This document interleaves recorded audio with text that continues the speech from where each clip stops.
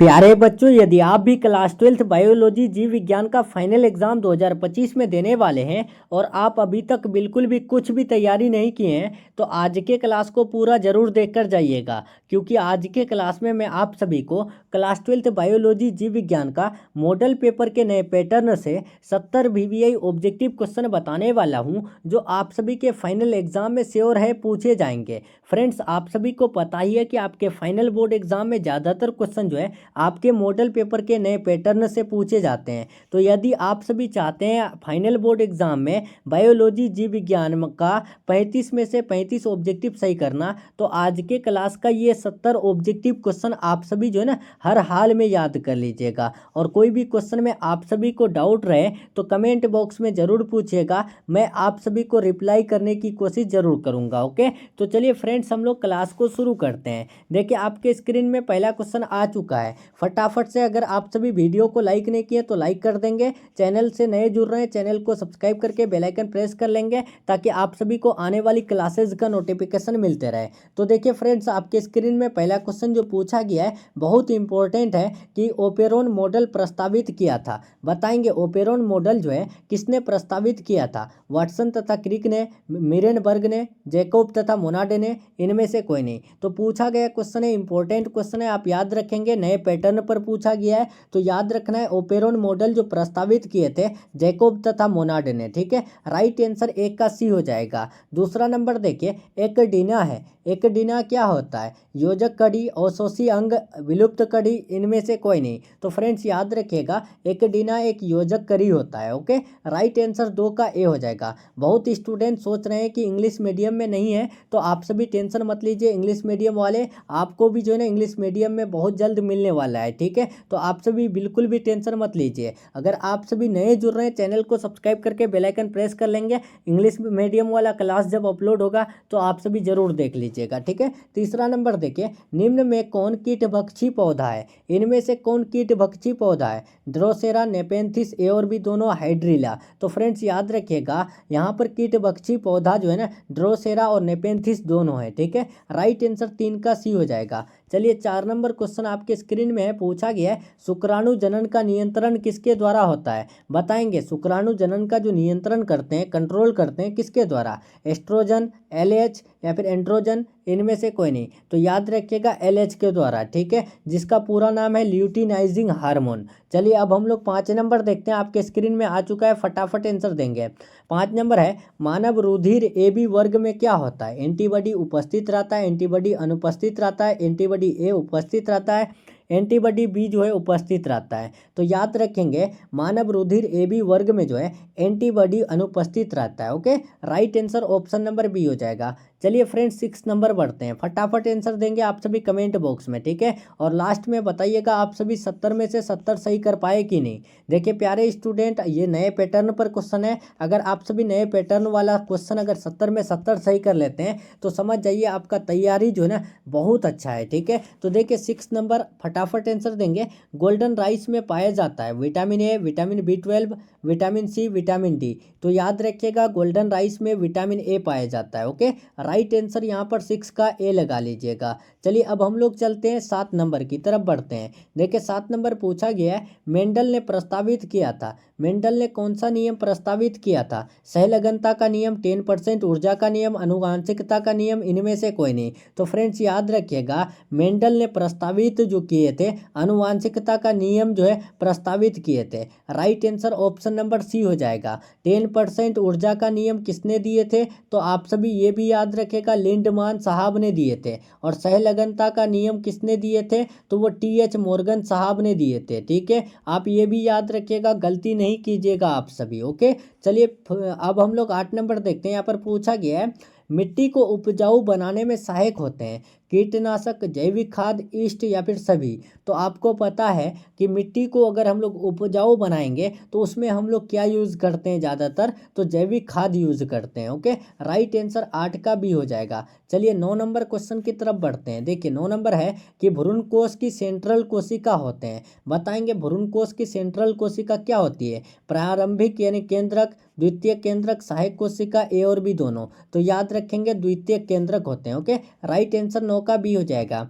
10 number देखिए, बीज चोल खाया जाता है। बीज चोल किसका खाया जाता है? शरीफा का, सेब का, नारंगी का, इनमें से सभी का। तो याद रखेंगे बीज चोल जो है वो किसका खाते हैं? तो शरीफा का भी खाते हैं, सेब का भी खाते हैं और नारंगी का भी खाते हैं। इसीलिए राइट आंसर इनमें से सभी हो जाएगा। ओके, ध्यान रखिएगा। चलिए फ्रेंड्स, अब हम लोग चलते हैं 11 नंबर। पूछा गया है यहाँ पर, उभयलिंगी प्राणी है। उभयलिंगी प्राणी कौन है? मुर्गी, सांप, ए और बी दोनों, केचुआ। तो याद रखिएगा उभयलिंगी प्राणी जो है केचुआ होते हैं। ओके, राइट आंसर 11 का डी हो जाएगा। देखते हैं कितने स्टूडेंट जो है 70 में 70 सही कर पाते हैं। देखिए ये क्लास जो आपको दे रहे हैं इसमें टोटल 70 क्वेश्चन है, ठीक है, और आपके नए पैटर्न पर क्वेश्चन है और बहुत इंपॉर्टेंट क्वेश्चन है आपके फाइनल एग्जाम के लिए। अगर आप कुछ भी नहीं पढ़े हैं ना, ये प्रश्न याद कर लीजिए, आप बहुत अच्छा करने वाले हैं। ठीक है, देखिए 12 नंबर, निम्न में कौन द्विगुणित संरचना है? इनमें से कौन द्विगुणित संरचना है? अंडाणु,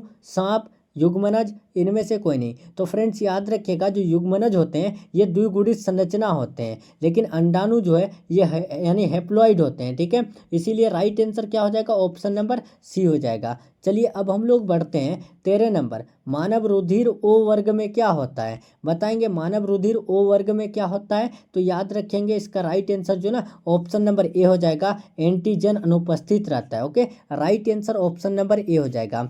14 नंबर देखिए, क्लोरेला निम्न में से क्या है? जीवाणु, शैवाल, प्रोटोजोआ, एकल कोशिका प्रोटीन। तो याद रखिएगा क्लोरेला जो है एक एकल कोशिका प्रोटीन है। ठीक है, right answer option number D हो जाएगा। चलिए अब हम लोग चलते हैं 15 नंबर क्वेश्चन की तरफ। क्राइजीन वॉल कृमि से किस फसल को बचाता है? बताएंगे क्राइजीन वॉल कृमि से कौन से फसल को बचाता है?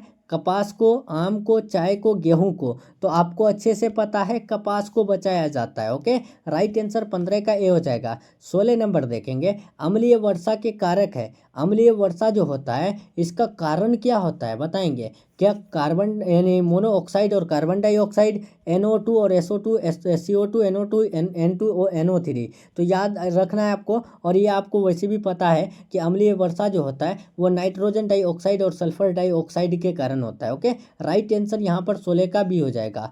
चलिए प्यारे स्टूडेंट 17 नंबर देखेंगे, लाइकेन सूचक है। लाइकेन किसका सूचक होता है? कार्बन डाइऑक्साइड का, सल्फर डाइऑक्साइड का, कार्बन मोनोऑक्साइड का या फिर जल का? तो याद रखेंगे लाइकेन जो सूचक होता है सल्फर डाइऑक्साइड का होता है। ओके, राइट आंसर 17 का जो ना ऑप्शन नंबर बी हो जाएगा।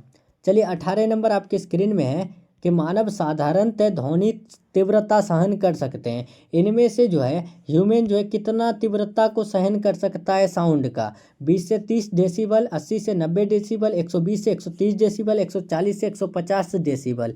तो याद रखना है 80 से 90 डेसिबल के बीच अगर तीव्रता हो, यानी जो यानी आवाज़ होता है ना वो अगर हो तो उसको सहन कर सकता है, लेकिन अगर 90 से ज़्यादा हो तो उसको जो है ना आदमी सहन नहीं कर सकता है उतना लाउड को। ठीक है, तो इसीलिए ध्यान रखिएगा मानव जो है साधारणतः कितना ध्वनि को सहन कर सकता है? तो 80 से 90 डेसिबल तीव्रता को। ओके, राइट आंसर भी हो जाएगा। 19 नंबर देखिए, इनमें से किस में जल परागण होता है? जल परागण किस में होता है? जलकुंभी, कमल, हाइड्रिला, इन बी और सी दोनों। तो इनमें से मुझे आप लोग पर इतना भरोसा है कि आप सभी जो है ना ज़्यादातर स्टूडेंट जलकुंभी और किस में लगाएंगे? कमल में लगाएंगे, जो कि बिल्कुल गलत है। प्यारे स्टूडेंट आपको बता दें कि जल परागण जो होता है वो सिर्फ और सिर्फ हाइड्रिला में होता है। ठीक है, राइट आंसर यहाँ पर सी हो जाएगा। लेकिन जलकुंभी और कमल में जो है किसके द्वारा परागण होता है? कीट के द्वारा परागण होता है। ठीक है, कमल कहाँ पर खिलता है? कीचड़ में खिलता है। कीचड़ में क्या रहता है? तो यानी कीट सब ही रहता है। ठीक है, यानी कीड़ा सब रहता है। ठीक है, उससे क्या होता है उनका जो है ना परागण होता है वो बढ़ने लगता है। ओके, तो ध्यान रखिएगा जल परागण इनमें किस में होता है? तो हाइड्रिला में होता है, वेलिस्नेरिया में होता है। ठीक है, चलिए 20 नंबर देखेंगे। यहाँ पर पूछा गया आपके स्क्रीन में कि ट्राइसोमी 2n-1 के कारण बच्चे मंद बुद्धि के हो जाते हैं, तो उसे हम लोग क्या कहते हैं? तो याद रखिएगा फ्रेंड्स, उसे हम लोग डाउन सिंड्रोम कहते हैं। ओके, राइट आंसर 20 का भी हो जाएगा। याद रख रहे हैं कि नहीं आप लोग? गलत तो नहीं करेंगे ना? देखिए अब यहाँ पूछा गया DNA फिंगरप्रिंट निम्न में से क्या है? डीएनए फिंगरप्रिंट जो है इनमें से क्या है, डीएनए टाइपिंग, डीएनए प्रोफाइलिंग, ए और बी दोनों, बेस पेयरिंग। तो याद रखेंगे प्यारे स्टूडेंट 21 का राइट आंसर सी हो जाएगा, ए और बी दोनों। ठीक है, देखिए डीएनए फिंगरप्रिंट जो है डीएनए टाइपिंग भी होता है, डीएनए प्रोफाइलिंग भी होता है, इसीलिए right answer option number C हो जाएगा, ए और बी दोनों।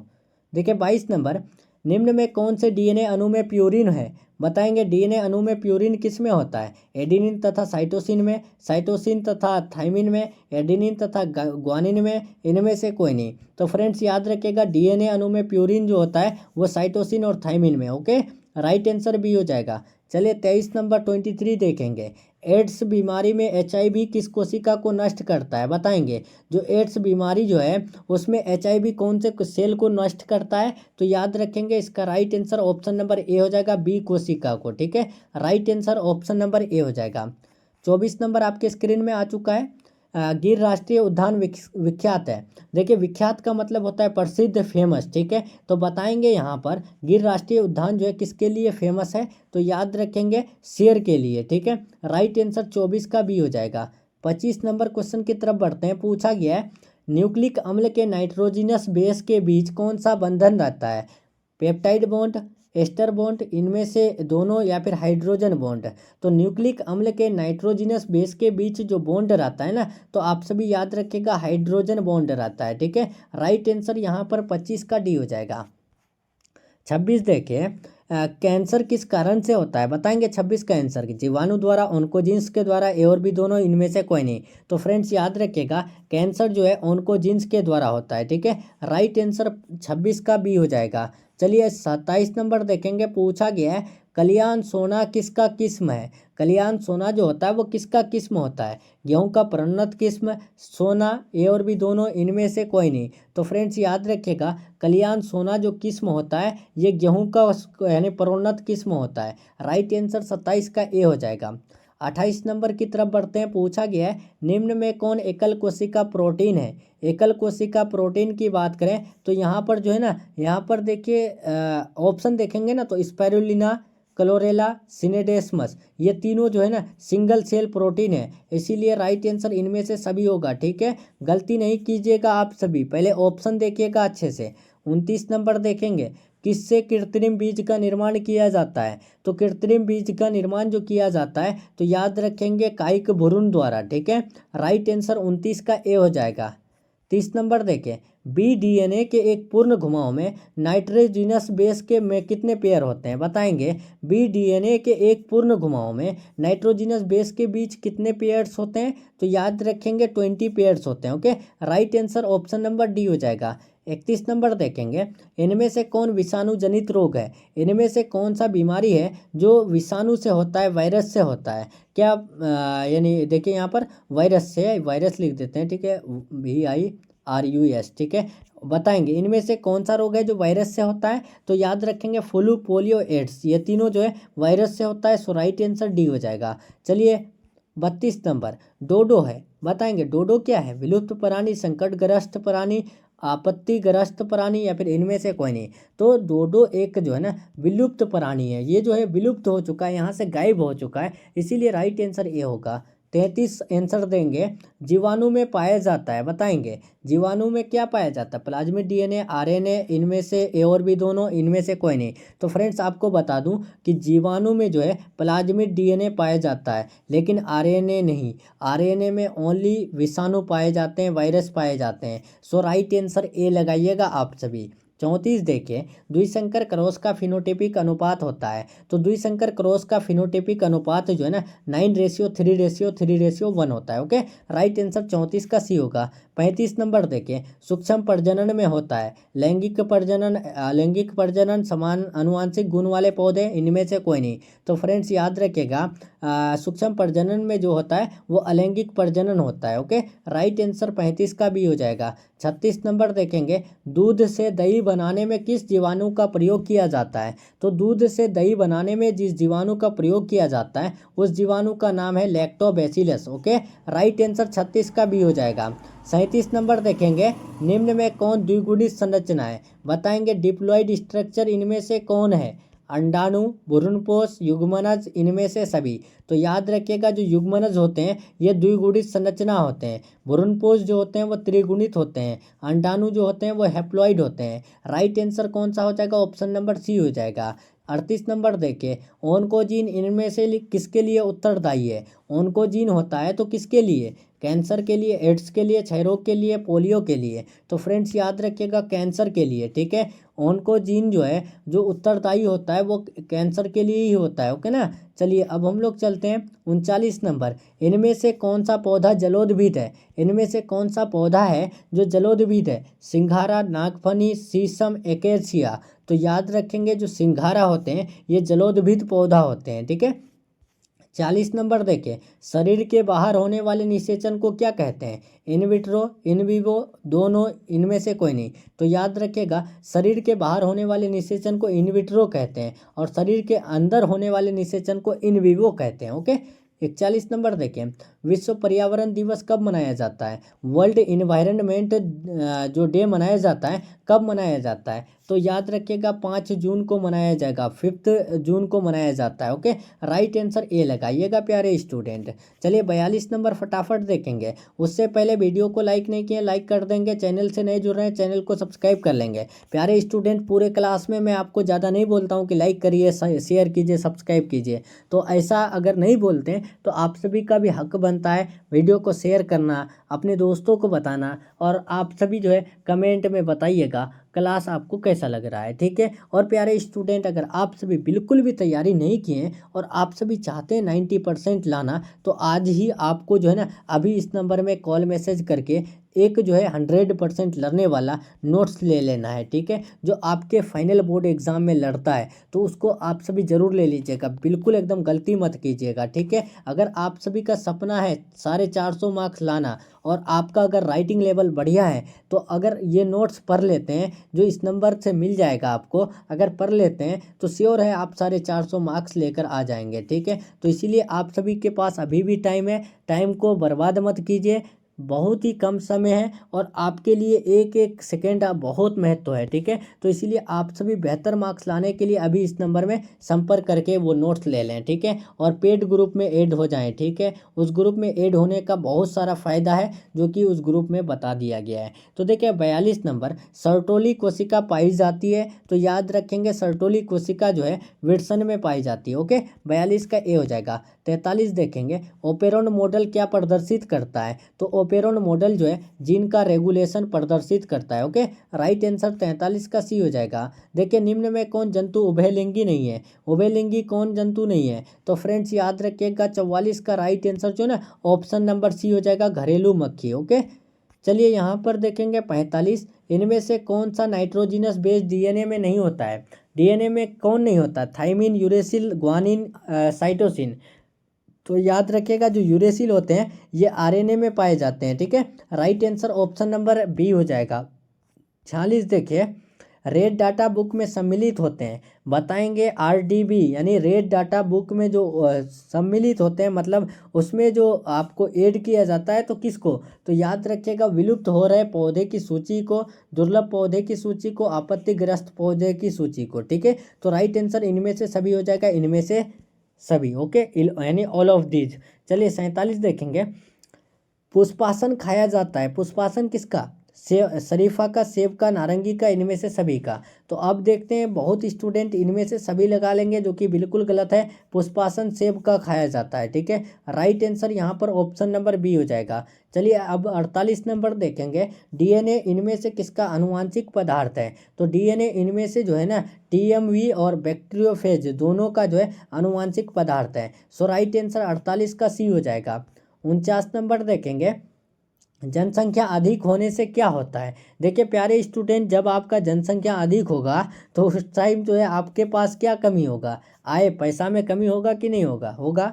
जमीन में कमी होगा? जी बिल्कुल होगा। खनिज पदार्थ में कमी होगा कि नहीं होगा? जी बिल्कुल होगा। तो राइट आंसर इनमें से सभी होगा। देखिए अगर आप अभी जो है मान के चलिए 2 है, ठीक है। अगर 2 से 3 बढ़ जाएगा, ठीक है, 2 से 3 मतलब कि 1 बढ़ेगा, ठीक है, 3 नहीं बढ़ाइएगा एक बार में, ठीक है, तो 2 से 3 होगा, ठीक है। तो इससे क्या होगा, आपके पैसों में भी कमी होगा। क्या होगा कि जो भी अगर बढ़ेगा तो उसका जो है कपड़ा लेना, ठीक है, या फिर उनका देखभाल करना, उसको खाना खिलाने के लिए यानी चावल जो है अधिक लगना, उसमें उस चावल में जो है उस चावल में कितना रुपया भी तो लगता है ना, तो उस रुपया में कमी होगा कि नहीं होगा, मतलब आय में कमी होगा कि नहीं होगा। अब उसके बाद देखिए 2 से 3 हो जाएगा तो उससे क्या होगा, ज़मीन में कमी होगा कि नहीं होगा, बताइए। वो सोएंगे तो क्या आपके ही ऊपर सो जाएंगे, बताइए, नहीं ना। तो उसके लिए तो एक और अलग से जगह चाहिए, तो उसमें भी ज़मीन चाहिए, ठीक है। अब खनिज पदार्थ में कमी, खनिज पदार्थ क्या, वही खाने पीने, तो खाने पीने में भी कमी होगा। तो राइट आंसर क्या होगा, इनमें से सभी।